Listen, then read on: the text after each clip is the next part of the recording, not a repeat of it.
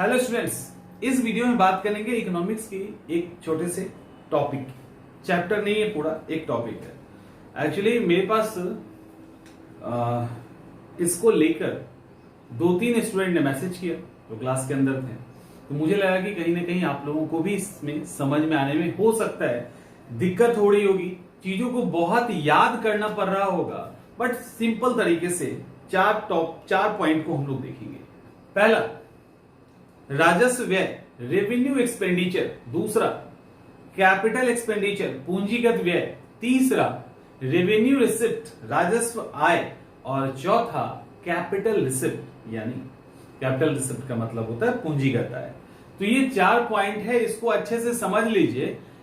मतलब ये एक्चुअली है क्या, समझ लीजिएगा तो इंटरेस्ट कहां पे जाता है, मूलधन कहां होता है, फैक्ट्री स्थापित करना और उसका चूना और रंगाई पोताई करना, ये कहां कहां जाएगा ये समझ में आ जाएगा एक ही बार में। सबसे पहले हम लोग बात करते हैं रेवेन्यू एक्सपेंडिचर की, यानी राजस्व व्यय की। रेवेन्यू एक्सपेंडिचर क्या होता है?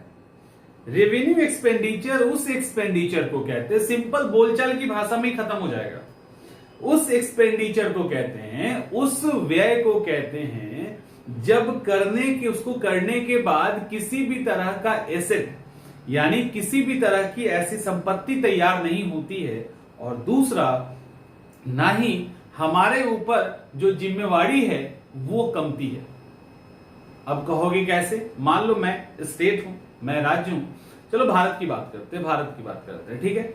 भारत ने क्या किया, भारत सरकार ने जो पैसे थे उसको कर्मचारी के सैलरी में खर्च किया। क्या हुआ? उन्होंने उस पैसे को, जो हॉस्पिटल ऑलरेडी बना हुआ था, उस हॉस्पिटल के रंगाई पुताई खिड़की ठीक करवाने में लग गया।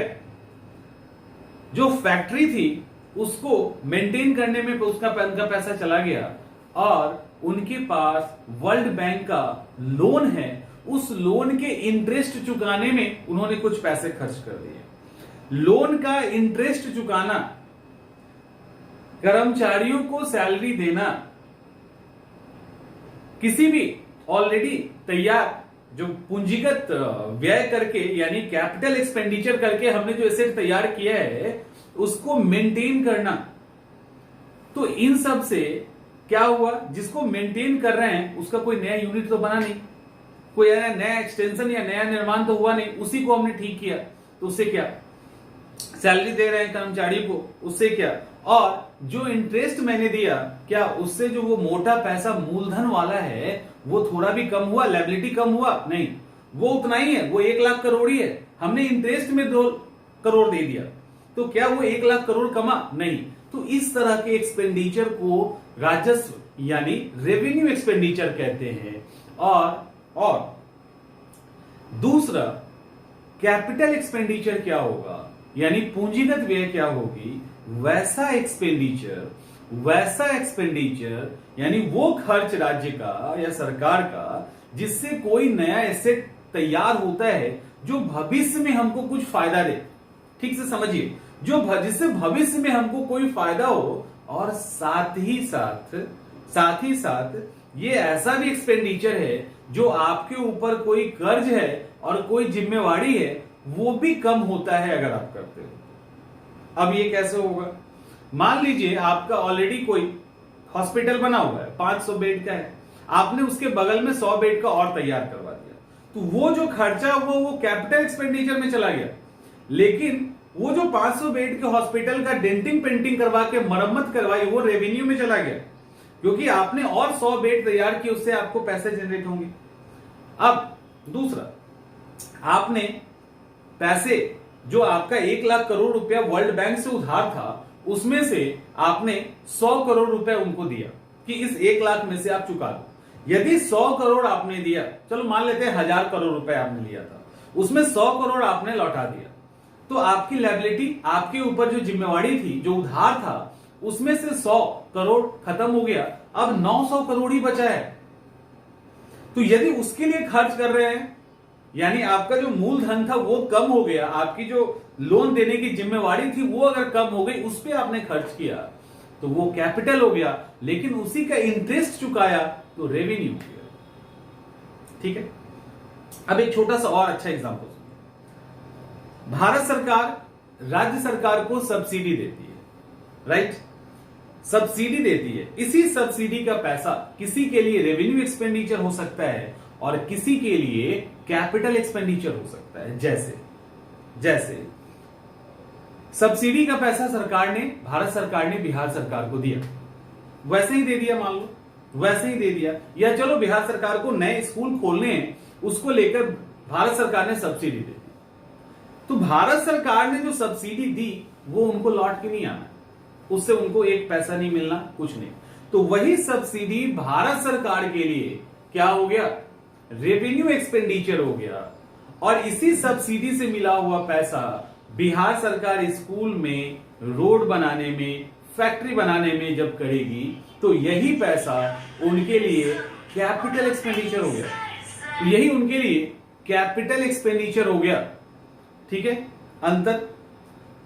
अब पहले इसको देखते हैं, रेवेन्यू रिसिप्ट और कैपिटल रिसिप्ट क्या होता है। रेवेन्यू राजस्व आय और कैपिटल इनकम क्या होगा? रेवेन्यू रिसिप्ट यानी राजस्व आय वैसा आय है, वैसा इनकम है जिससे सरकार के देनदारी में, यानी सरकार के ऊपर कोई उधारी नहीं बनती है, सरकार को उसको लौटाना नहीं होता। तो वो जो इनकम होगा साधारण भाषा में उसको रेवेन्यू रिसिप्ट कहेंगे, राजस्व आय कहेंगे। जैसे टैक्स वाला भी होता है, नॉन टैक्स रेवेन्यू रिसिप्ट होता है, टैक्स वाला भी रेवेन्यू रिसिप्ट होता है। जैसे मान लो किसी फैक्ट्री का शेयर हमने खरीदा, सरकार ने खरीदा, उनका उसमें इन्वेस्टमेंट है और उसकी वैल्यू बढ़ गई, उस शेयर की वैल्यू बढ़ गई, उस कंपनी की वैल्यू बढ़ गई, तो वो उनका कहां चला जाएगा? रेवेन्यू इनकम में।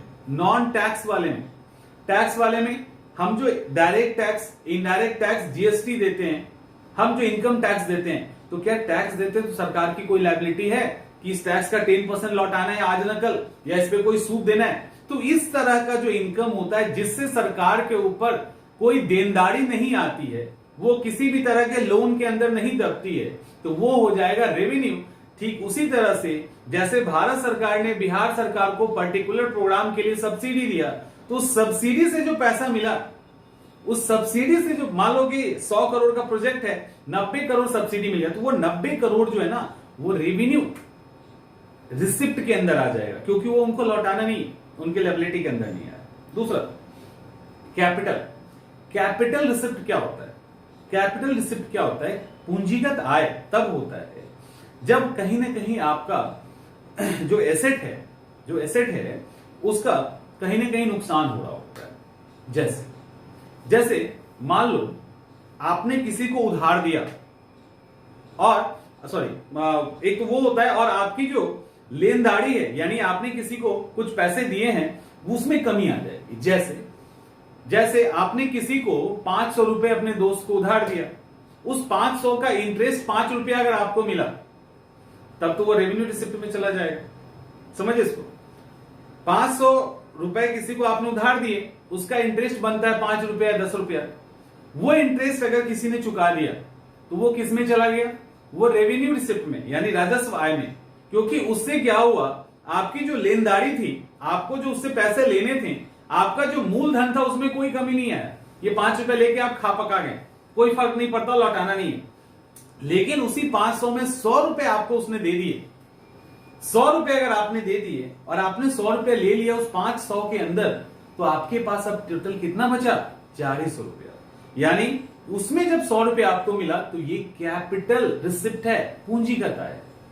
आपने अपने कंपनी का शेयर डिसइन्वेस्ट किया, आपने अपनी कंपनी का शेयर बेच दिया। जैसे सरकार विनिवेश से, डिसइन्वेस्टमेंट से जो पैसे कमा रही है, वो कौन सा इनकम है? वो कैपिटल रिसिप्ट है, वो पूंजीगत आय है, क्योंकि उससे उनके एसेट में कमी आती है। हमने अपने जमीन को बेच दिया, बेच के जो पैसे लिए वो कैपिटल एक्सपेंडिचर है। हमने किसी से उधार ले लिया, तो उधार लेके जो हमने पैसा वर्ल्ड बैंक से, आईएमएफ से, इस सब जगह से उधार लेते हैं, उधार से जो पैसे हम ले रहे हैं वो पूंजीगत आय है, क्योंकि हमारे ऊपर लायबिलिटी है, हमारे ऊपर एक जिम्मेवारी आ गई उसको चुकाने की।